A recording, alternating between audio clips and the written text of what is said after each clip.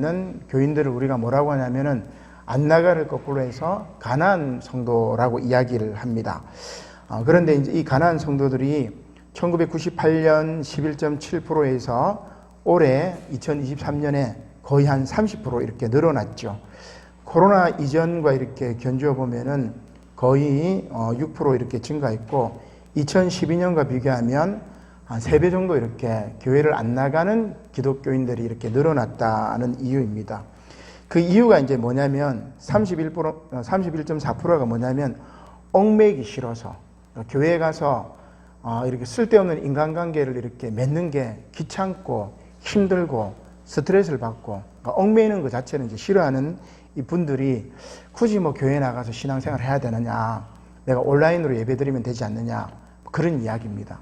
그래서 어제 이제 이경록 목사님 이야기했던 SBNR이라고 spiritual, 그러니까 영적이지만 but not religious, 그러니까 그 종교적이지 않는, 그러니까 영적인 것들을 사모하지만 교회는 나가기 싫어하는 이들이 굉장히 이제 많다는 이야기죠. 바로 이분들이 안 나가 가난한 교인들이라고 할 수 있습니다. 얽매이기 싫은 것도 있고 또 하나는 이제 코로나19 때문이기도 하고 그 다음에는 15.8%가 목회자들에 대해서 좋지 않은 이미지가 있기 때문에 최근에 이렇게 보면은 대형교회라든지 또 너무 이제 정치적인 목사라든지 이런 분들이 이렇게 보면은 교회 이미지를 대부분 이렇게 다 깎아먹고 있습니다. 이런 분들이 이제 많이 있는 것도 있고 또 하나는 11.11%가 교인들이 배타적이고 이기적이어서 이런 대답하는 분들이 많이 있어요. 그래서 어떻게 보면 이제 우리의 모습이기도 하고 이런 모습들을 이제 변화시키는 것이 바로 교회가 다시 부흥하는 지름길이라 그렇게 생각할 수 있습니다. 제가 이제 이 글을 이렇게 조사하면서 이렇게 깜짝 놀란 게 뭐냐면 본인이 믿고 있는 종교를 제외하고 다른 종교의 호감도는 어떤가 이것을 조사한 거예요. 근데 내가 이제 불교인이라면 다른 종교에 대해서 호감도가 어떻느냐, 내가 개신교인이면 다른 종교의 호감도가 어떻는가, 종교인들을 대상으로 했던 호감도인데 거기 보니까 매우 이제 호감이 있다라는 답변이 뭐냐면 거의 32%가 불교입니다. 불교. 그러니까 종교인들 중에 다른 종교 가운데 호감이 있는 게 뭐냐면 불교가 가장 호감이 있었고 그 다음에 가톨릭 29.9%. 그러니까 불교나 가톨릭은 거의 비슷한 정도의 호감도가 있고 그 다음에 유교. 우리 유교라면 이제 제사 지내는 뭐 공자, 맹자 그 유교입니다. 유교가 11.3%. 그 다음에 종교를 가진 사람들 중에 다른 종교에 호감이 있는 게 뭐냐면 개신교가 6.8%고 제가 놀란 게 뭐냐면 사모니즘, 이 미당, 미신, 무당 뭐 이런 걸 믿는 게 3.9%, 4%입니다. 그러면 우리 개신교가 종교인들 가운데 수준이 어떻게 전락됐냐면 미신하고 비슷한 수준으로 전락이 돼 버렸어요. 그게 이제 뭐냐면은 너무너무 개신교가 배타적이고 또 목회자들의 아주 좋지 않은 이미지를 사회적으로 이렇게 표출하고 있기도 하고 그리고 교회에서 인간관계 맺는 걸 너무너무 싫어합니다.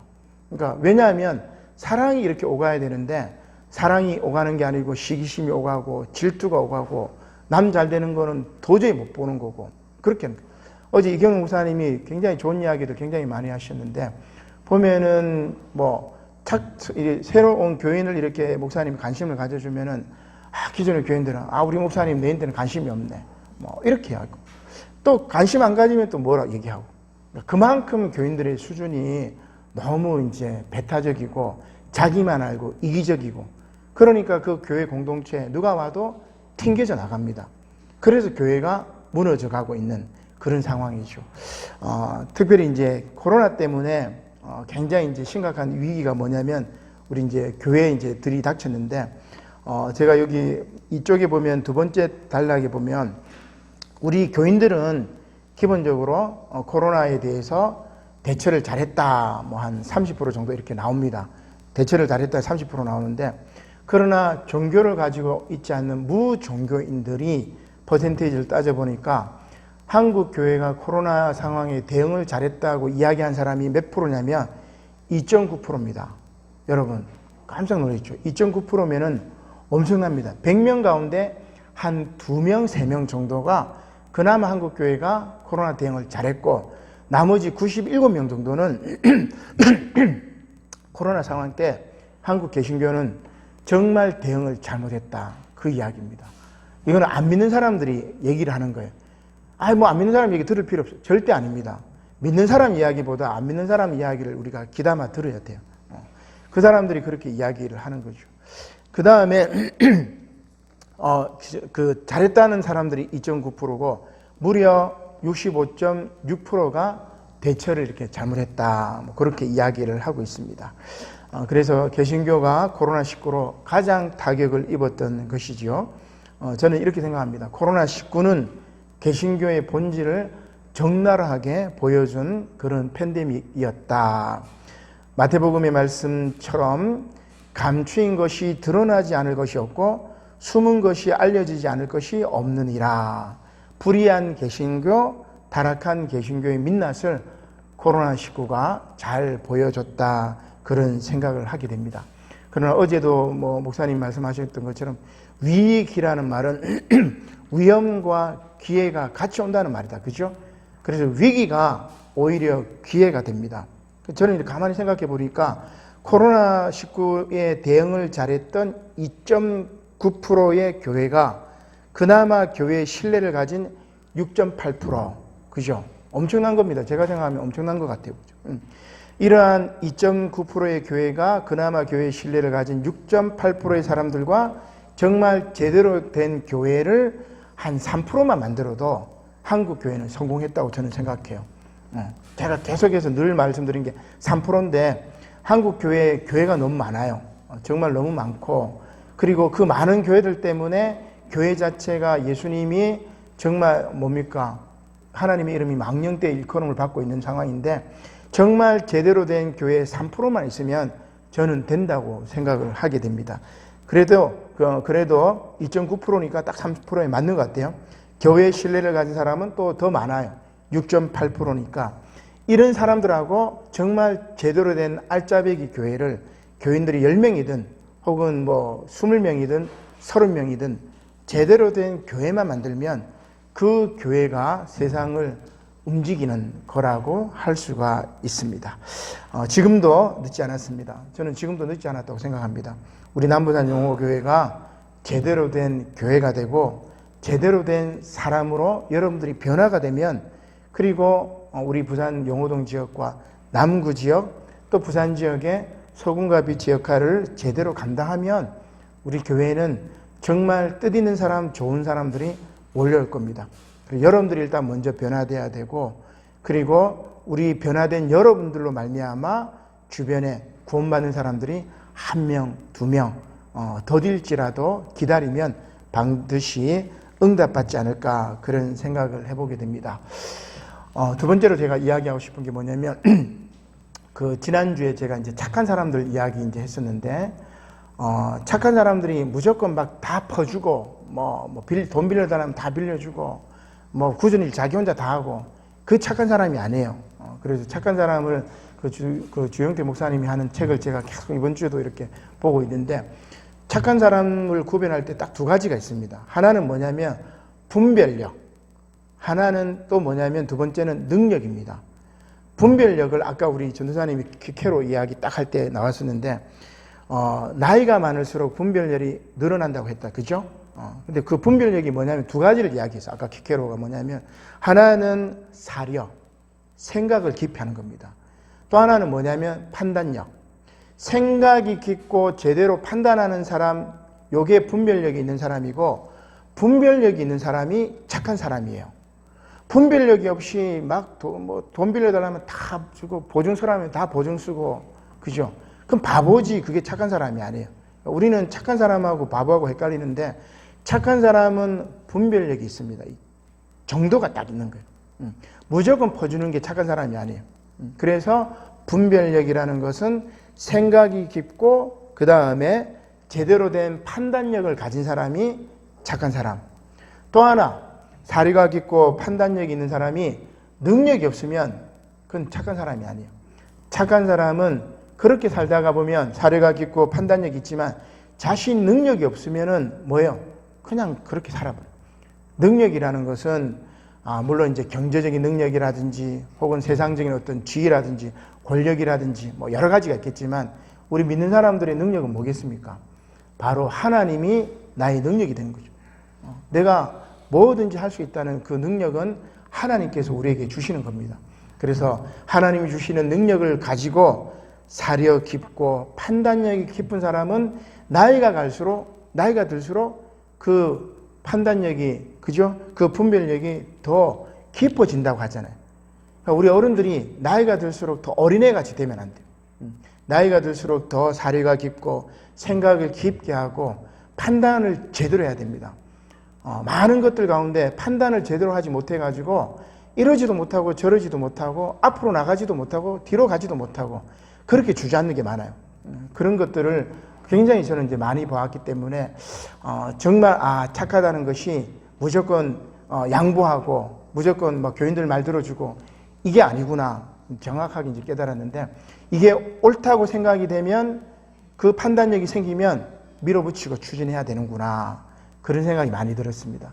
그래서 우리 남부산영호교회에도 정말 분별력이 있고 그리고 능력이 있어야 됩니다. 능력이 있어야 돼요. 능력이라는 것은 물론 이 재정적인 능력도 필요하지만 그 다음에 또 일꾼이 또 이제 필요하겠죠. 여러 가지 능력이 있겠지만 우리가 하나로 이렇게 하나가 되면은 가능합니다.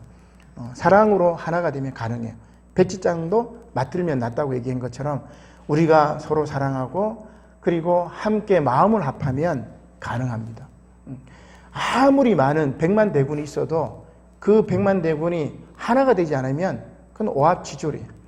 작은 사람 10명이든 30명이든 그 사람들이 하나가 되면 뭐가 돼요? 바로 엄청난 능력이 생기는 겁니다. 저는 우리 교회가 역사도 75년이 되고 나름대로 전통을 가지고 있고 영호동에서 오래된 교회고, 우리가 정말 여러분들 교인들이 서로 하나가 되고 뭔가 일이 있을 때는 한마음이 탁 되어가지고 같이 이렇게 하고, 그죠? 그렇게 하면은 엄청난 파급력이 있습니다. 그렇게 해서 우리 남부산영호교회가 정말 이 시대에 깨어있는 교회 2.9%의 교회, 그리고 깨어있는 6.8%의 사람들이 찾아오는 그런 교회가 되시기를 바랍니다. 우리 수련회이기 때문에 오늘 제가 한마디만 또 더 이야기를 하도록 하겠습니다. 우리 이제 아동부 그리고 초등부, 아동부하고 이제 그 중학생 수련회 이제 그때 이제 서로 사랑해요. 뭐 사랑이 이제 주제인데 하나님 사랑에 대한 이야기였습니다. 여러분 사랑하면 여러분 어때요? 사랑하면 그 사람이 보기 싫습니까? 우리 김영구 장로님 연애할 때 우리 남미아 군사님 막 사랑하고 막 할 때 보기 싫던가요? 보기 좋던가요? 보고 싶죠. 사랑하면 뭐해요? 보고 싶습니다. 그죠? 남미아 군사님은 아닌 것 같은데 사랑하면 보고 싶어 합니다. 그죠? 사랑하면 보고 싶어 하고, 또 사랑하면 뭐 하고 싶어요? 보고 싶기도 하고 또 뭐 하고 싶어요? 주고 싶기도 하고, 그죠? 사랑하면은 막 간도 막 빼주고 싶고, 그죠? 사랑하면 막 뭘 주고 싶어요, 그죠? 막 지렁이도 주고 싶고, 바퀴벌레 막 주고 싶고, 그렇지는 않겠지만 사랑하면은 뭔가 이렇게 주고 싶기도 하고, 또 사랑하면은 뭐예요? 만나고 싶어 합니다. 계속 만나고 싶어. 사랑하면 또 뭐 하고 싶죠? 같이 있고 이렇게 싶습니다. 같이 있고 싶습니다. 그게 사랑하는 거죠. 하나님 사랑하는 거 마찬가지. 하나님을 사랑하면 내가 하나님을 보고 싶고 하나님을 만나고 싶고 또 하나님을 만지고 싶고 하나님과 같이 있고 싶고, 그렇게 그 사랑 가운데서 우리가 힘을 받아가지고 저 세상에 나가서 사탄 마귀들하고 싸워서 이기고 또 복음을 전하고 세상 사람들을 사랑으로 하나로 만드는 것이 바로 그 사랑이라는 위대한 무기입니다. 그래서 하나님을 만나는 것이 뭐냐면 바로 예배죠. 우리가 어디에서 하나님 만나겠어요? 물론 내 마음속에 하나님이 계시지만은 하나님을 만날 수 있는 곳은 찬양이 있는 곳, 말씀이 있는 곳, 기도가 있는 곳, 바로 예배입니다. 그래서 어떤 교회든 예배가 제대로 서면 하나님을 만나는 사람들이 생기고 그 하나님을 만나는 사람들이 인생의 가치관이 바뀌고 변화가 되고 새롭게 되고 거기에 영적인 에너지가 생기고 그 영적인 폭발력이 주변 사람들을 끌어들여 가지고 그 교회가 성장하고 부흥하는 겁니다. 우리 남부산 영호교회가 정말 하나님을 사랑해서 그 사랑을 이웃에게 전하고 가족에게 전하고 그렇게 부흥되는 교회가 되시기를 주님의 이름으로 간절히 축원합니다. 오늘 이제 설교 말씀인데 제목은 예수님의 좌우편에 있는 이는 재앙의 때에 고난을 부끄러워하지 아니하는 이들이라고 할 수가 있습니다. 우리가 이제 카눈 태풍으로 말미암아 우리 학생회 수련회 또 우리 연합 수련회가 가능할지 참 우리가 굉장히 많이 이제 걱정도 했습니다. 그런데 태풍이 수요일, 목요일 이렇게 지나가고 또 금요일, 토요일 또 오늘 주일까지 태풍이 지나서 우리 수련회가 이렇게 안전하게 이렇게 열릴 수 있어서 감사를 드립니다. 잘 아시겠지만 2022년 흰남노 태풍과 올해 2023년 카눈 태풍의 원인은 뭐냐면 기후 위기 때문입니다. 사실 이제 기후 생태 위기의 제1 원인은 인구의 과잉입니다. 지구상에서 인간이 살아갈 수 있는 생태 용량, 지구상에서 인간이 몇 명이 살아야 이 지구가 파괴되지 않고 이렇게 유지가 되느냐 이렇게 따져보니까 40억 명입니다. 이 지구촌에 40억 명 인구가 살면 지구가 파괴가 되지 아니하고 적정 용량으로 이렇게 살아갈 수가 있는데 지금 2022년 말 세계 인구가 몇 억 명이냐면 딱 2배, 80억 명. 80억 명. 지구가 이제 몸살을 앓는 거죠. 지구가 열 받아가지고 지금 그 열을 이제 뿜어내고 있는 것입니다. 더 놀라운 것은 만약에 이 지구상에 살고 있는 이 40억 혹은 80억의 인구가 지금 대한민국 사람들처럼 산다면 지구가 수용할 수 있는 인구수는 몇 억으로 주냐면은 20억으로 주는 겁니다. 그러니까 한국인 1인당 2명 정도의 에너지 소비를 한국인이 하고 있는 거죠. 굉장히 에너지 소비도 많고 환경을 파괴하는 사람들이 바로 우리 대한민국 사람이라는 것을 통계로 이렇게 찾아볼 수가 있습니다. 물론 이제 미국이나 유럽, 선진국들 같은 경우는 더 많기도 하지만 우리나라도 그만큼 에너지를 소비 많이 하는 그런 나라라고 할 수가 있습니다. 그래서 우리가 수련회 이제 에어컨 틀고 이렇게 많이 하고 그러지만 수련회가 끝났을 때 우리가 머문 자리가 깨끗하고 또 쓰레기도 줄이고 좀 제대로 이렇게 하고 갔을 때 이 수련회 권사님인 것 같아요. 보니까 권사님이 남부산 영호교회가 와서 이렇게 간 자리는 머물고 간 자리도 정말 더럽구나 이러면 안 됩니다. 머물고 간 자리도 너무 깨끗하구나. 정말 다음에 또 오면 정말 더 잘 대접해야 되겠구나. 그죠? 또 우리가 그렇게 가야 또 우리 배장로님이 또 이 장년제에 같이 있으니까 배장로님도 장로님 지난번에 우리 교인들 와서 갔는데 너무 이렇게 잘 사용하고 가서 너무 감사합니다. 배장로님 또 기분 좋고 그죠? 그렇게 되는 거죠.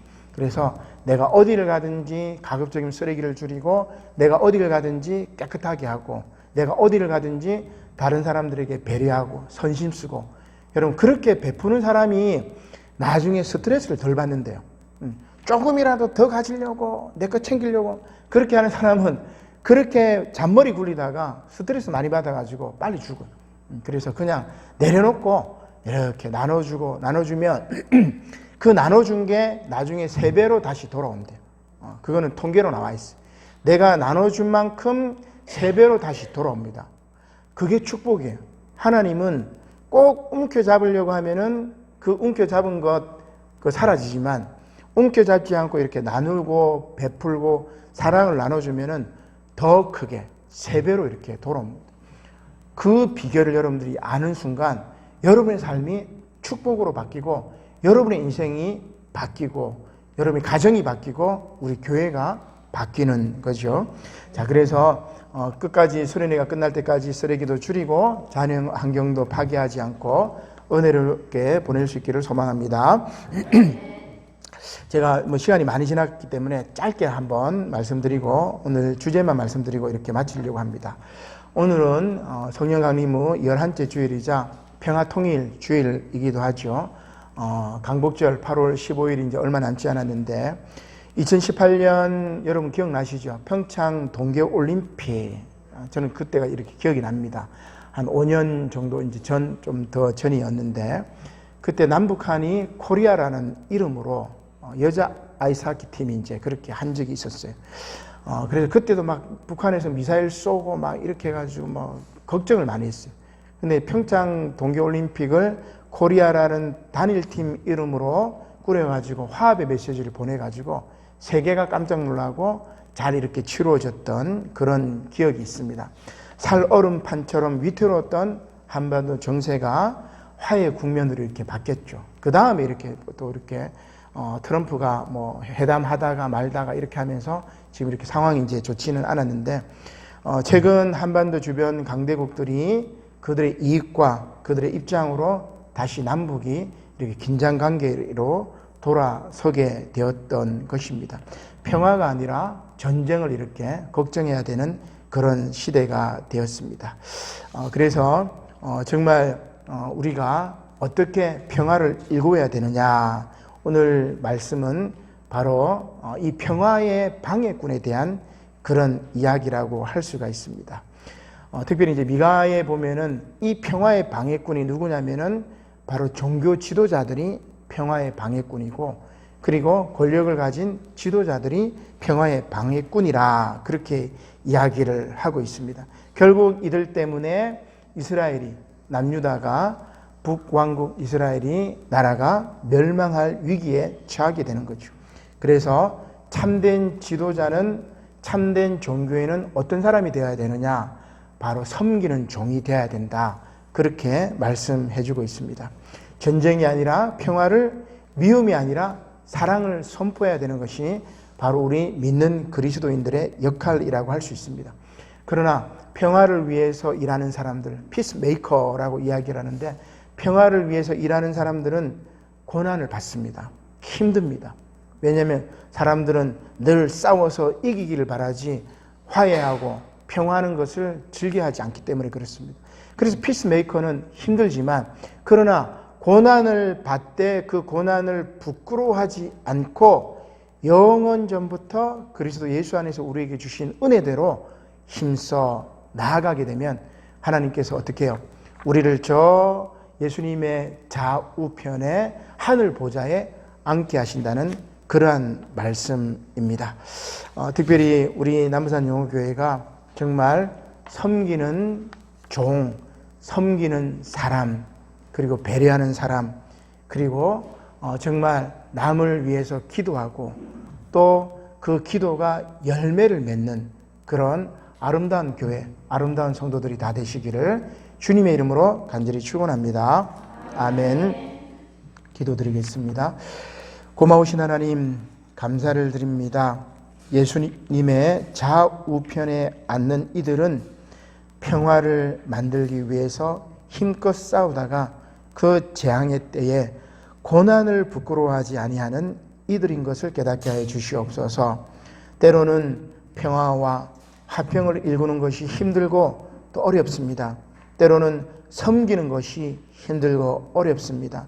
때로는 내 것을 챙기기보다 다른 사람 것을 챙기는 것이 더 힘들고 어렵습니다. 그러나 주님께서 말씀하시기를 이렇게 평화를 일구는 이들, 그들이 고난을 받을 때, 재앙의 때에 부끄러워하지 아니하면, 그들이 그 사명을 올곧게 감당하면 예수님의 좌우편에 앉을 수 있다는 것을 보여주셨사오니, 아버지 하나님, 저 영원한 천국 보좌를 사모하며 지금 이 땅에서 힘써 평화와 정의와 사랑의 사람으로 살아갈 수 있도록 저희들에게 힘과 용기와 지혜를 허락하여 주시옵소서. 감사를 드리며 예수님의 이름으로 기도드립니다. 아멘.